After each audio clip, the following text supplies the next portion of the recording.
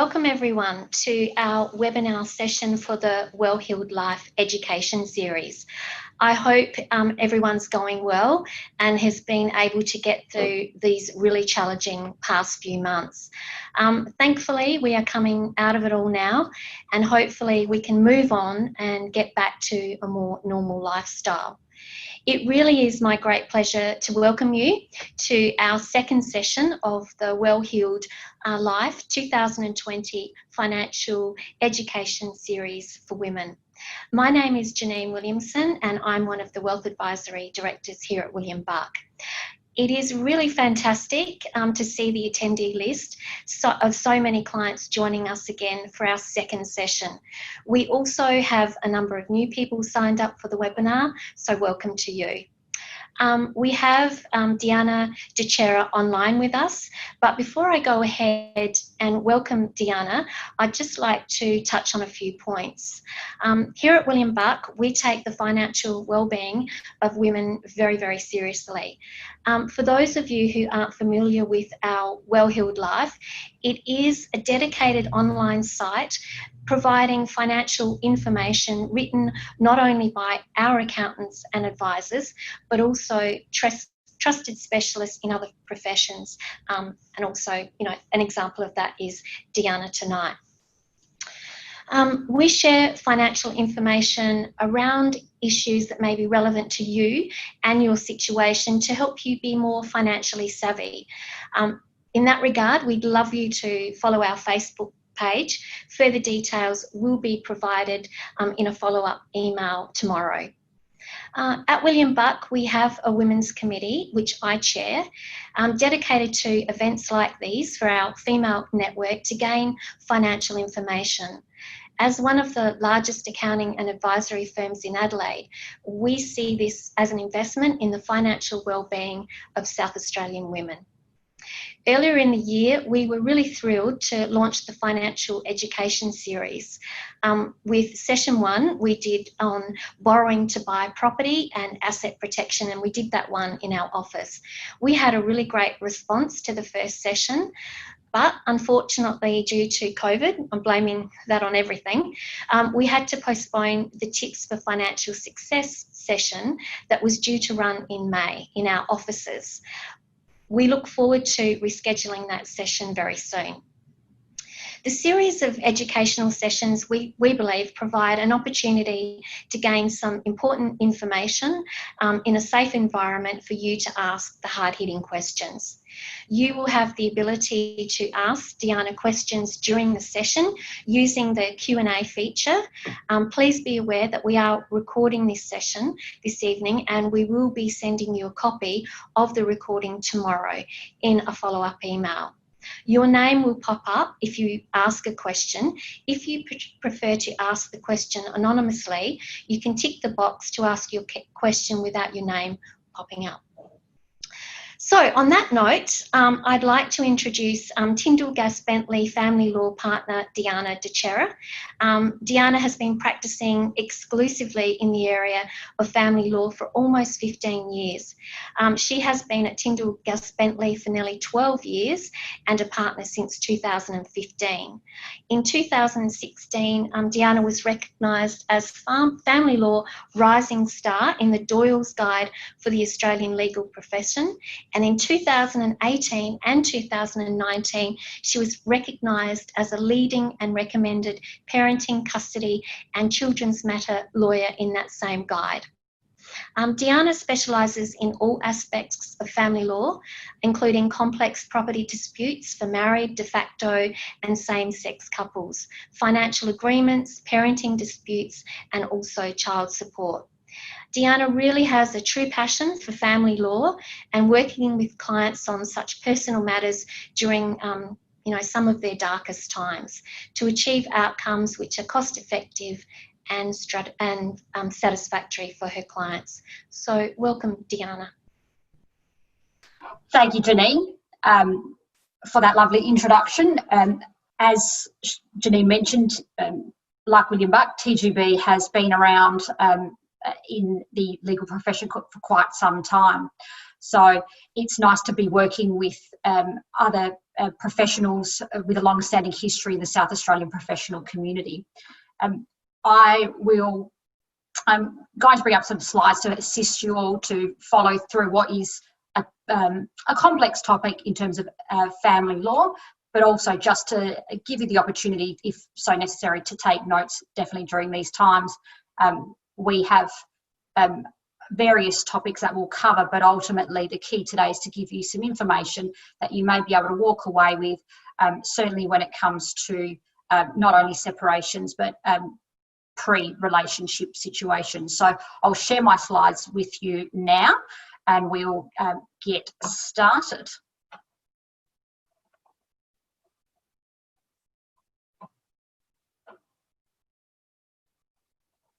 Okay. So as I mentioned, we're one of the largest family law communities. We've also been around in South Australia for nearly 50 years. We unfortunately were meant to be, like a lot of people, celebrating special occasions, but due to COVID, that is now all but stopped.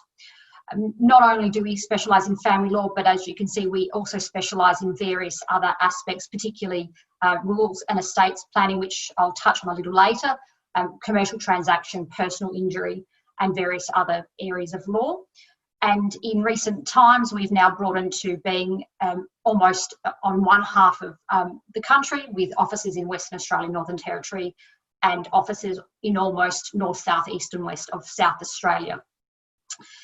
So to talk about, or to what we're going to talk about today, are three of the main areas, one of which is a new development for everybody, being the COVID-19 and how the family law market has impacted during this time.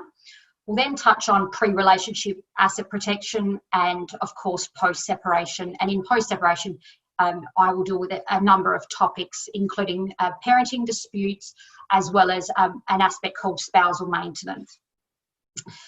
So COVID-19, I guess, for most people, brought about significant changes. I can say for myself, I knew exactly what I was doing on the day that we all went into self-isolation, but there was a very big impact on relationships. Many people didn't know what to do.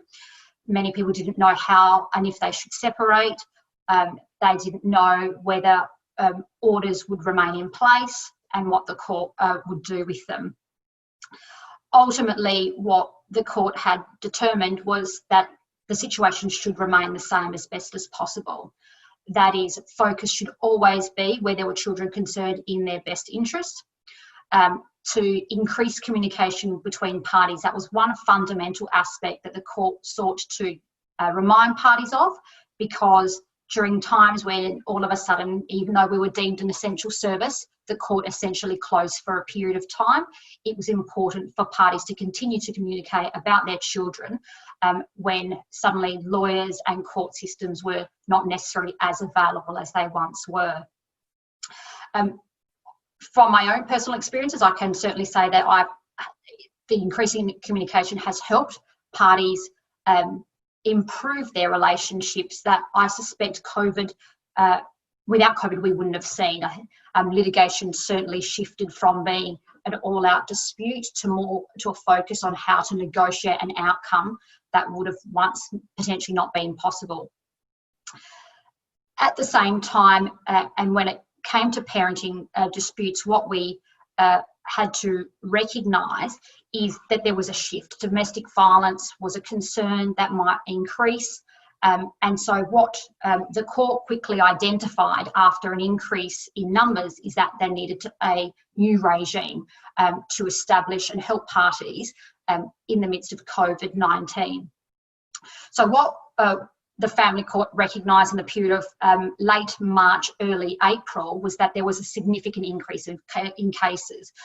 So 39% increase in cases in the family court, which deals with complex matters, and 23% increase in cases in the Federal Circuit Court, which deals with the run-of-the-mill, less complex matters. The family court also established what they call the National COVID-19 List, which was designed and has been designed to fast-track urgent matters, predominantly with respect to parenting disputes, as there was a concern that people would use COVID as the excuse for not handing over children, for example, or attempting to revisit orders that were otherwise in place. I can safely say that I haven't had a matter in the list, which is I think good for my clients who've worked well together, but certainly it was there and it still remains there as a means to try and assist parties in this process. Thankfully, what has also been established in this time were other processes that meant getting before a judge, particularly in a parenting dispute, was far easier than it once was pre-COVID-19, as the court has now diversified its list and how they operate in the system. From a property point of view, people had decisions to make as to whether they would remain together or whether they would separate. Financial assets, particularly things like superannuation, obviously took a hit, same with share prices. There was concern, and there still is concern, about value of property. And unfortunately, depending on which side you sat on, if you are the person who wanted to keep property, then it would be in your interest to agitate a division of property as compared to a person who was maybe wanting a settlement sum because the asset pool had dropped. We're seeing now less of that as an impact. Certainly early on, once we learnt of COVID and we went into shutdown, there was almost a complete dry up of client queries. Probably since May is probably the best time you can see that people realise life can continue on as normal, and so separations have started, as awful as it sounds, again, and we see people not really thinking about COVID as a problem anymore, but just part of their ordinary life. No one knows, certainly the court doesn't know how long we will be in this pandemic, and so we are simply working through this situation as best as we all can, and in essence almost daily changing structures to help parties during this crisis, particularly when it comes to their separation. So it's certainly been a trying time, but we've all done, as everybody has, the best that we can. So the other topic, as I mentioned, that I'd like to talk about, and one that we often get queries, is in relation to pre-relationship asset protection. This is that concept of prenuptial style agreements. So colloquially, that's what it's called, but we know them as financial agreements or binding financial agreements. And a financial agreement, or a BFA, as I will refer to, is really available to everybody. It's available to married, de facto and same-sex couples.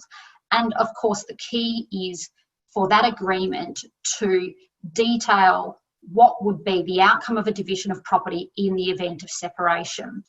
It can also account for spousal maintenance, which is income support for a party in the event of a separation, and I'll talk a bit more about that in detail a little bit later.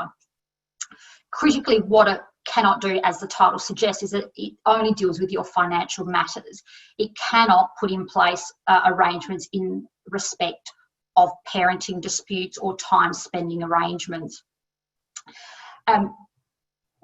You see these types of agreements predominantly in second, third, fourth relationships. It's not necessarily unusual to see them in a first relationship, but you predominantly see them when you've got a asset differential where one party owns significantly more property or assets than the other, and they certainly want to protect what they have accumulated in that hard-earned wealth. Depending on what the parties' relationship is like and their ages to a degree is a question of whether they're relevant. So what I mean by that is if you have, for example, a younger couple who want to consider a financial agreement, the question of children does come up because certainly with the situation where children are involved, it is difficult to make these agreements enforceable, and particularly where, for example, if I be quite stereotypical, where mum, for example, might stay home and care for the children, but yet in a financial agreement, it might say that in the event of a separation, she keeps what she walks in with, and that may be very little. So we always have to be careful about what an agreement might look like and the ages of parties when doing so. There, of course, are benefits to them, and really the 5 that I've identified on the slide are the most important ones. That is, it provides a certainty in the outcome of the matter. Get to detail specifically what it is that you would like to achieve in the event of a separation. That might be as simple as we each keep what we've got, and anything we accumulate together we divide as per our contribution or equally. At the same time, you can make them more complicated than that, and some people do, wherein they deal with various assets, or they deal with the contemplation of children, or they simply just want to identify certain assets for protection. By that I mean, for example, if one party has received a substantial inheritance, they want to protect that, but whatever they might accumulate together in their relationship moving forward, they're happy to be guided by the Family Law Act.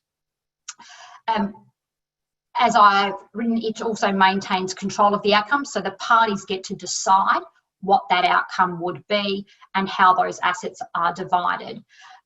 If you're deciding the outcome and avoiding the court process, then you've maintained that control, because unfortunately, once you enter the court system, notwithstanding what each party might say in terms of a division of property, the court has ultimate discretion, and they can make orders that parties may not be necessarily happy with or had contemplated.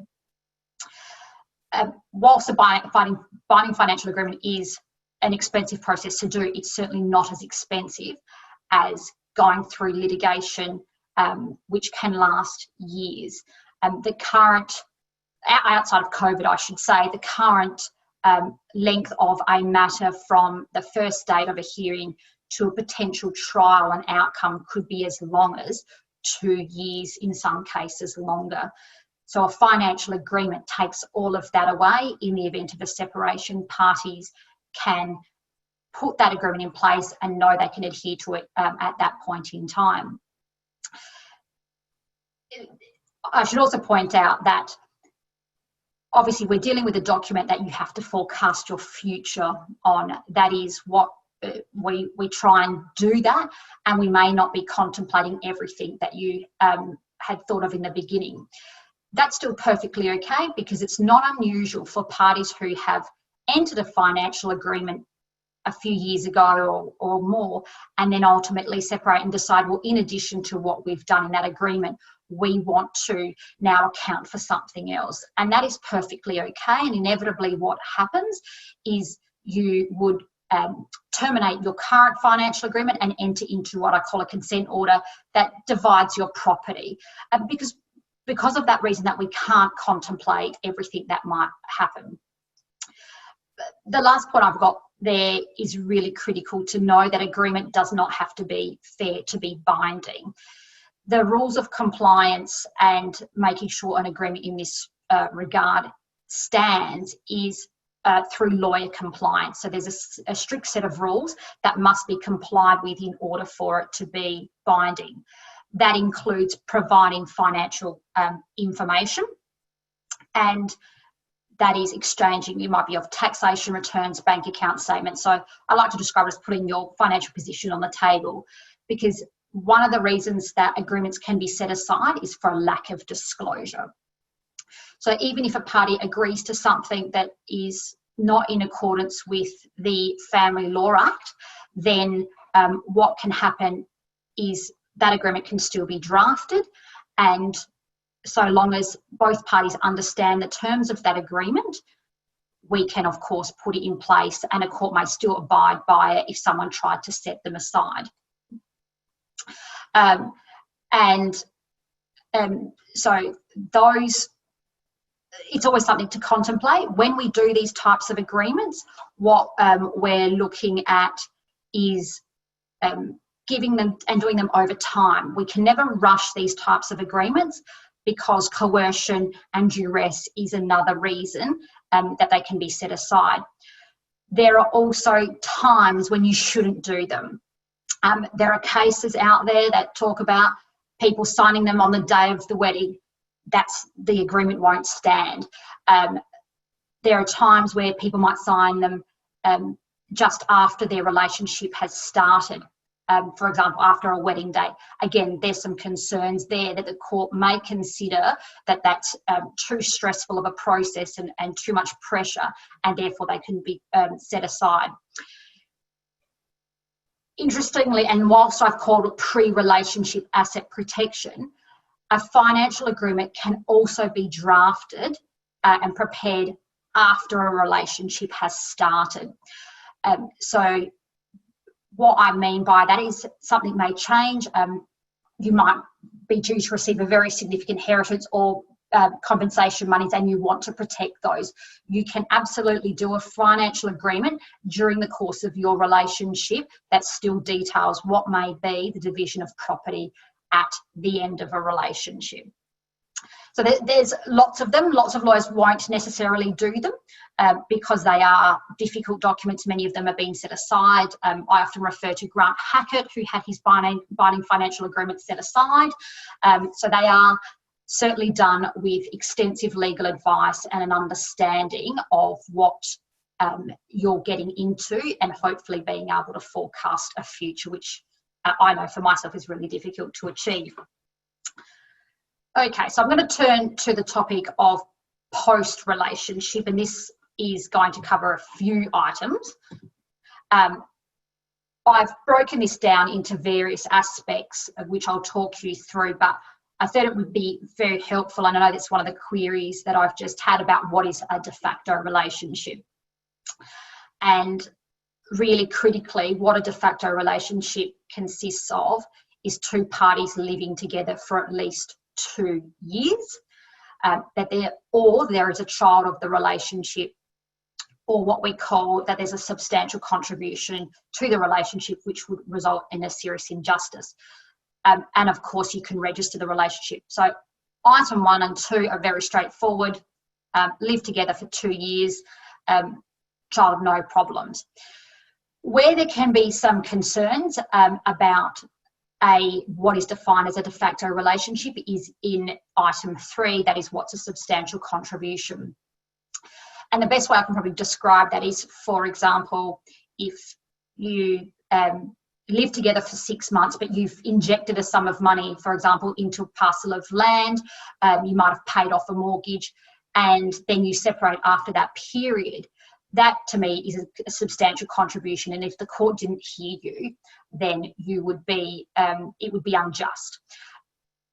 It's unusual to see that sort of trigger. Generally, living together for 2 years or a child of the relationship are the most common ones that you see, but there are certain situations where a substantial contribution is an impact, and in that case, the person who's making the claim has to be the person who's brought in that contribution.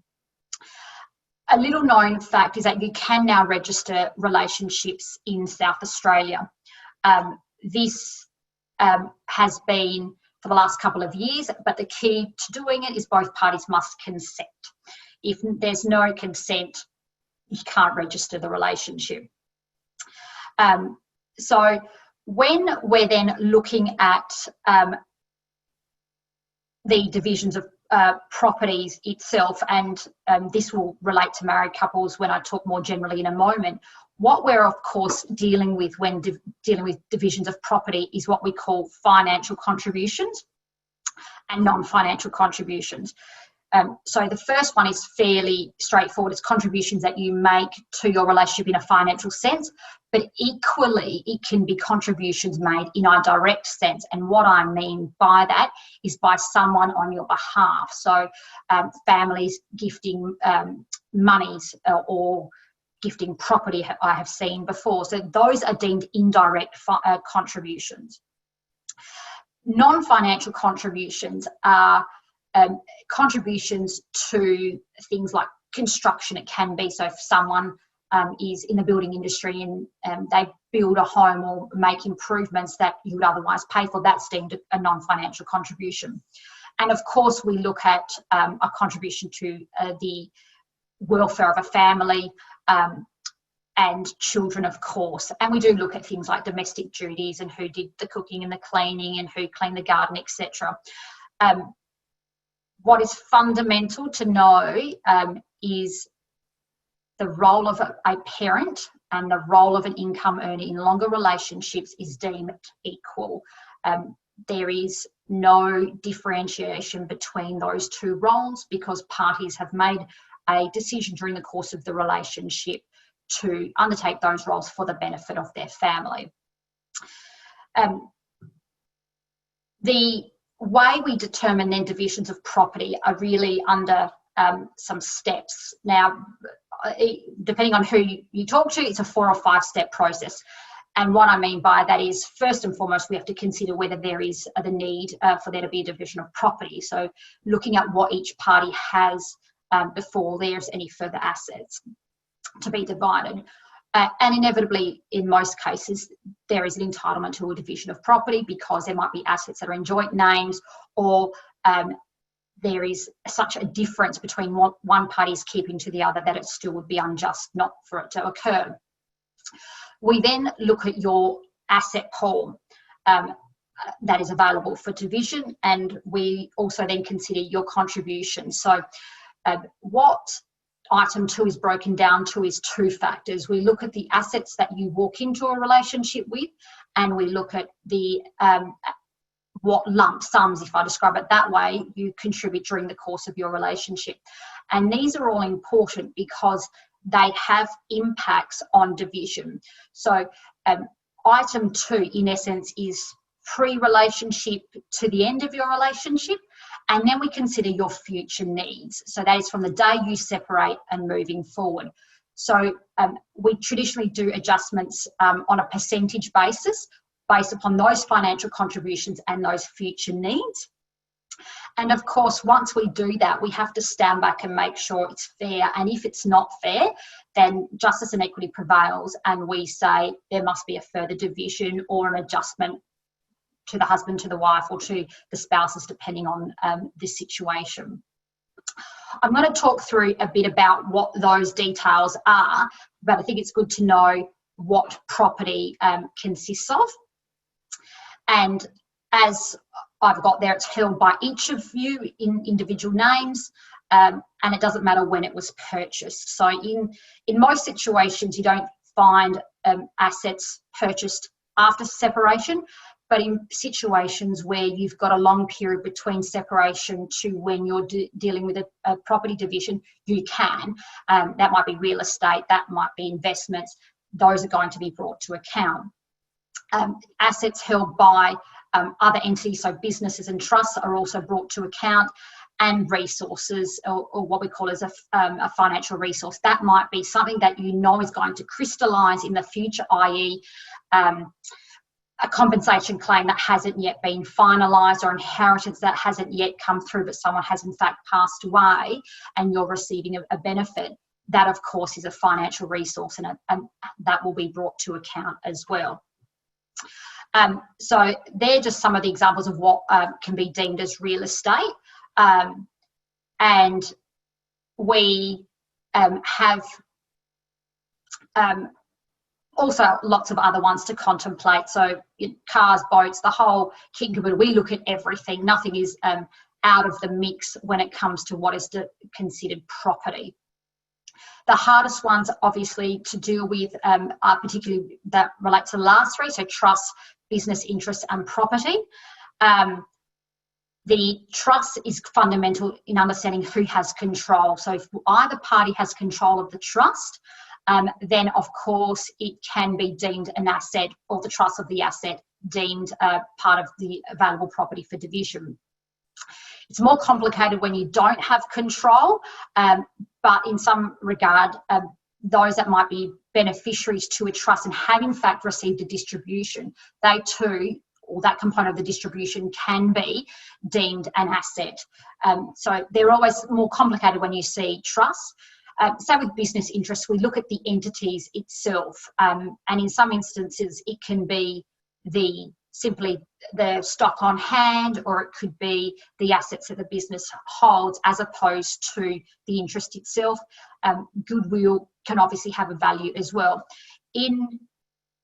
When it comes to trusts and business interests, we're often dealing with your accountants or forensic accountants to potentially do valuations to understand the entity's value, because it's not necessarily the value that might be the net profit, for example, at the end of the day, is what we call a family law value. So that has to be determined. Property overseas can also be considered an asset. The difficulty with property held overseas is the court has no power of enforcement. So whilst you might include it as an asset, in order to deal with that asset, the jurisdiction of that country may be required to be involved, or conveyancers or lawyers in that country, because we cannot enforce the order to be made. So when we're dealing with property overseas, we also generally speak with family lawyers in that country, because what we have to work out in some instances is the Australian jurisdiction of family law the appropriate jurisdiction for the matter to be heard. If it's not, then we might be giving advice to say, look, you may be best pursuing your property division in that foreign jurisdiction, because the outcome may be better for you to do it in that method. We then also look at spousal support. So this is what I mentioned earlier. You see less of spousal maintenance in this day and age, because generally most parties to a relationship are working. However, the concept of spousal maintenance is the support of one party to the other. And I should reference spousal maintenance, it does include de facto, the laws just, and the wording's not come up to speed with how we identify relationships. It's broken down to a couple of aspects, and that is, first and foremost, the person who's seeking spousal maintenance must prove their need. And once they can prove their need, which is a threshold test, the court will then look at obviously their expenses. And I can tell you, it is from the simplest thing as the food that you buy per week, to the toiletries, to your hairdressing, to laundry. Everything is brought to account on a weekly basis. It is one of the difficult tasks to achieve, because most things we don't buy or pay on a weekly basis. So we're having to do an exercise of reverse engineering calculations to work out what people might spend. Once that's determined, the next aspect to look at is the other person's capacity to pay spousal support. So it's all fine well and good to have a need, but can the other person pay? And that payment can be in a number of ways. It can be a combination of paying expenses. It can be paying income on a weekly basis. It can be paying liabilities that might otherwise be a joint debt. It can be paid by way of weekly instalments, as I've said, or even a lump sum. The key that the court also has the capacity to do, particularly with an application for spousal maintenance, is even though parties might do and say they want to do one thing, again, the court has discretion to do what they want. That is, if they need to satisfy making an order for spousal maintenance, they can force sale of property in order for that to happen. It's not unusual for these applications to inevitably end up in court, because for the most part, one party will say they've entitled and the other party doesn't want to pay. So it's a very difficult area, but one that we're seeing. COVID is making life a little bit interesting for us on the issue of spousal maintenance, because some people, as we know, have been made redundant or they're not presently working. And so how we deal with that becomes a topic the court has to contemplate. And they're, just as known as what we are and what parties are, we don't know how long this could go on, and therefore we don't know how long people might be out of employment or stood down.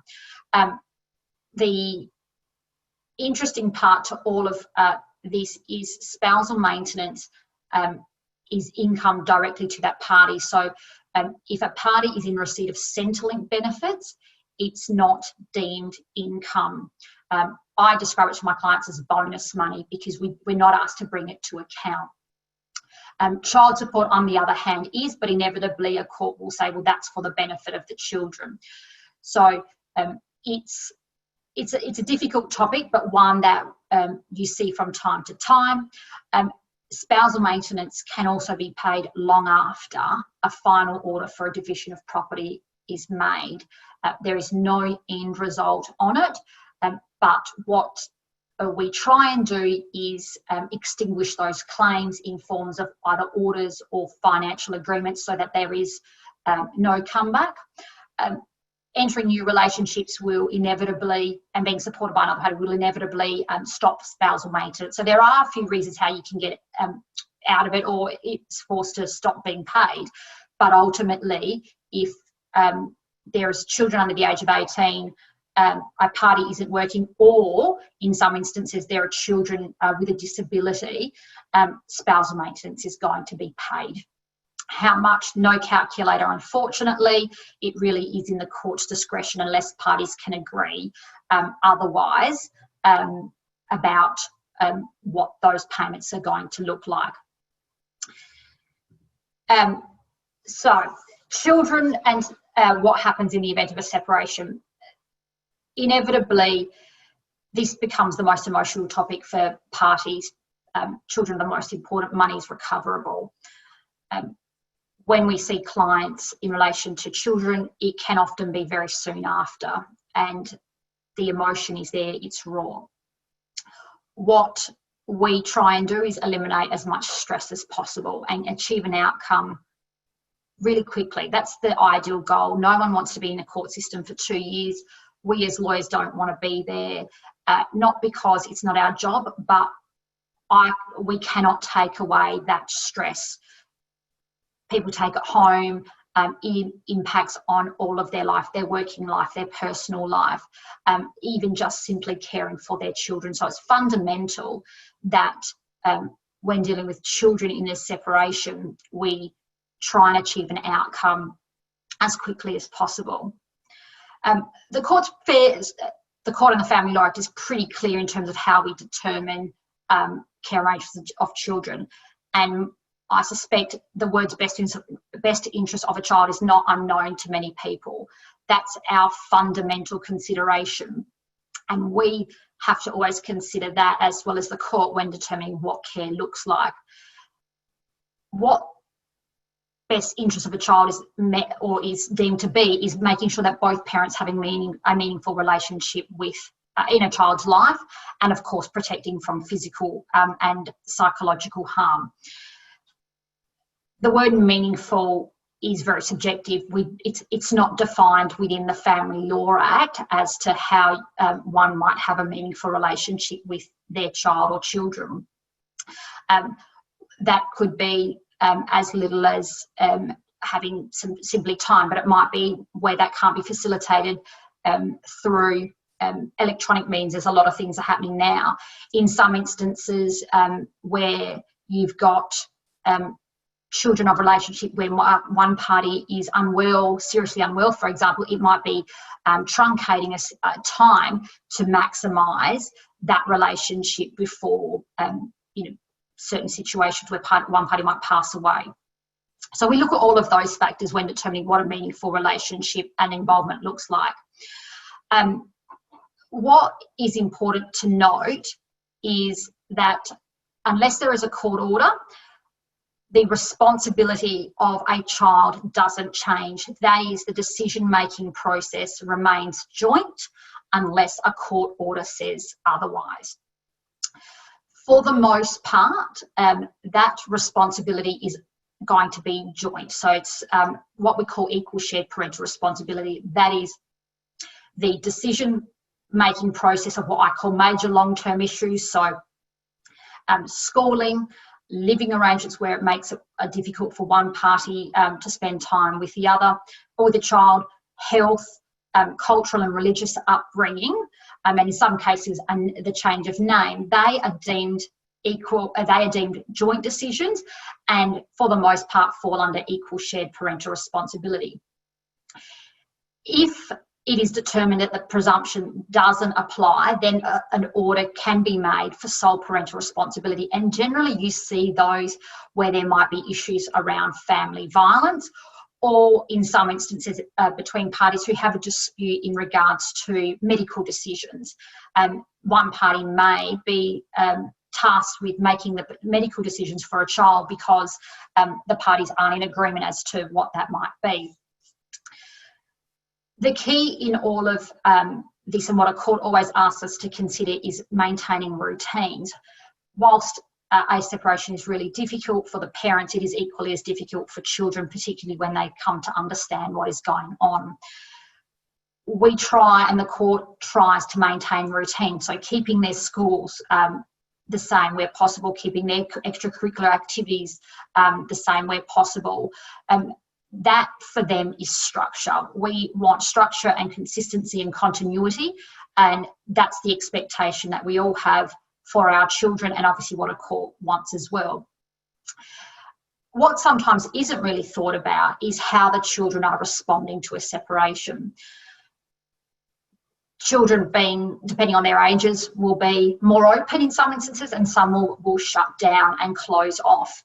And so as much as parents might need professional support to help them through their separation, children might need that support too.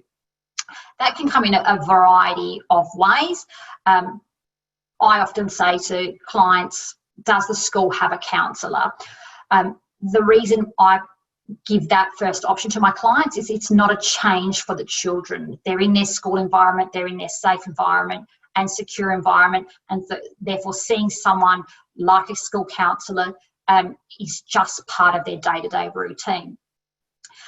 There are also programs around for children with parents who've separated. Anglicare run what they call banana splits and MAD. They're joint sessions or group sessions for children, and the difference is purely the age aspect of MAD is for teenagers. Of course, that can also be assistance with psychologists, for example. When you get into those realms, it can be a little bit difficult because generally consent of both parties should be obtained, and both parties should be involved in that process because it's the best way to help children through. Once you've got those aspects established, and once we start looking at what time, if we're I'm going back one, to the issue of equal shared parental responsibility, if that presumption applies, then what we're also tasked to consider is what should the care arrangements of a child look like. And first and foremost, the court is asked to consider equal time, so shared care. What that looks like could be week about, it could be broken weeks. I can't say that I've seen a 2 week on, 2 week off, because I think most parents would agree that that's too much time away from their children. In some instances, it can be a 4-3. In order for a shared care to work, a co-parenting relationship is fundamental. We must make sure that people can communicate, because that is how the relationship will be, notwithstanding the separation. There is a little known concept called parallel parenting, where parties who don't really communicate can do shared care. It is very difficult. The statistics of what children who have gone through a parallel parenting process aren't out. So I couldn't tell you whether it's going to be helpful or not, but it is available, but it's not regularly ordered. If a court considers that shared care can't work, then they are tasked to consider significant and substantial time. And that is defined as being weekday time and weekend time. So on average, that's about 4 to 5 nights per fortnight, sharing of school holidays and special occasions. Orders can include all sorts of aspects, from the time spending to communication to attending of events. they can be, as again, like anything, as complicated or as simple as parties want them to be. The court, if you're in court with an application on parenting, that flexibility in terms of how you structure an order does go away. The court's designed and has a process that it will follow, whereas parties have a bit more flexibility in terms of structuring care where they're not involved in a court process. So, lucky last couple of things, because I know I've kept you long already. In all of this, the key, regardless of whether you're doing a financial agreement, which needs to be formalised, or a separation, the key is to formalise the outcome of your matter, whether it's parenting or property. The basis for that on a property side is, unless there is a limitation period, now for de facto relationships, it is 12 months from the date you separate. Sorry, 2 years from the date you separate, and from a married couple, it is 12 months from when the divorce order is granted. People can come back. So if you don't have in a married couple a divorce order, there is no time limit that commences. I can tell you, I've got one in my books right now. They separated nearly 10 years ago, and we're doing a division of property. These, by having a formalised agreement known as a consent order, you take all of that out. And we are covering off the property that you have now and what you get in the future. Without that type of agreement, then if you receive an inheritance or a lottery win, they can be brought to account.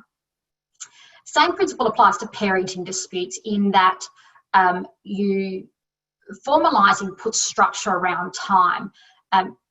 Confusion often happens with parents who don't have a court order or something in black and white that says, this is what is going to be the arrangement.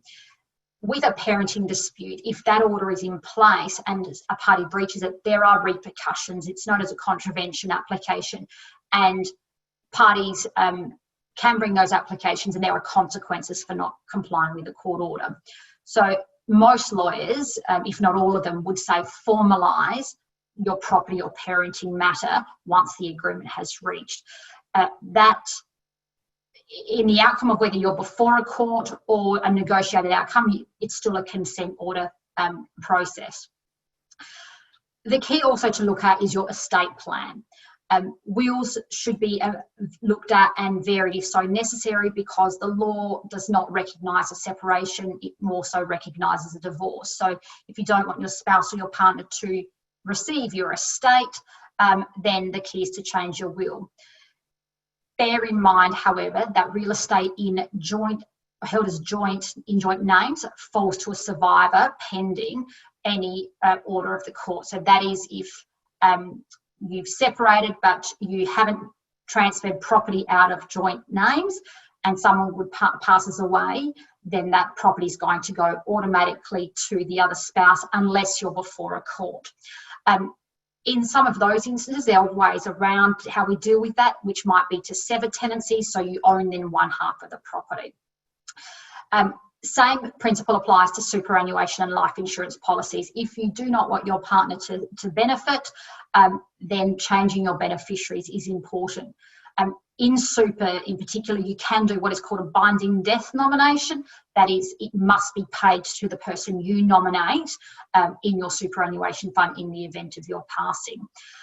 And then there are little things like closing of joint accounts or transferring cars. They're all minor things that we tend to look at, and I try and resolve during the course of the matter, so that we're not leaving them to the end, because if we can resolve little bits and pieces along the way, then it just means the bigger picture is easier to deal with. That is all I have. I have a question which I'm happy to answer.